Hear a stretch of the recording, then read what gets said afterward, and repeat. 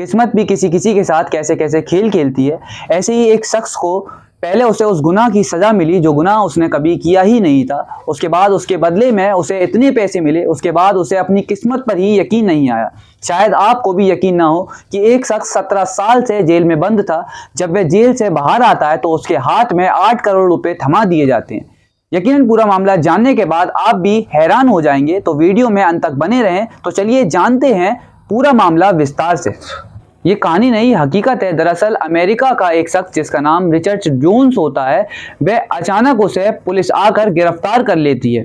उसके बाद वह जज साहब के सामने पेश होता है तो वह जज के सामने चीख चीख कर कहता है कि मैं उस वक्त अपनी गर्लफ्रेंड के साथ था, लेकिन उसके पास कोई सबूत ना होने के कारण उसे जेल में डाल दिया जाता है और तकरीबन वह 17 सालों तक जेल में बंद रहता है। लेकिन इसी बीच स्कूल ऑफ लॉ उसके केस की छानबीन करते हैं। उसके बाद पता चलता है कि रिचर्ड जो जेल में रहता था, उसी जेल के अंदर एक जैसी हमशक्ल का एक कैदी रहता है। वह भी किसी और आरोप में वहां पर सजा काट रहा होता है, लेकिन उसके बाद वह उसके हमशक्ल से जब पूछताछ करते हैं तो पता चलता है कि रिचर्ड को जिस केस में सजा मिली है वो गुनाह रिचर्ड ने नहीं बल्कि उसने किया है। उसके बाद 17 सालों के बाद जब रिचर्ड जेल से बाहर आता है तो उसे बाइज्जत बरी कर दिया जाता है और उसे मुआवजे में 8 करोड़ रुपए दिए जाते हैं, जिसके बाद उसे अपनी किस्मत पर भी यकीन नहीं आता है। एक गलत फैसले की वजह से एक बेगुनाह की 17 साल की जिंदगी बर्बाद हो गई। अगर पुलिस सही तरीके से छानबीन कर लेती तो उसकी 17 साल की जिंदगी बर्बाद नहीं होती।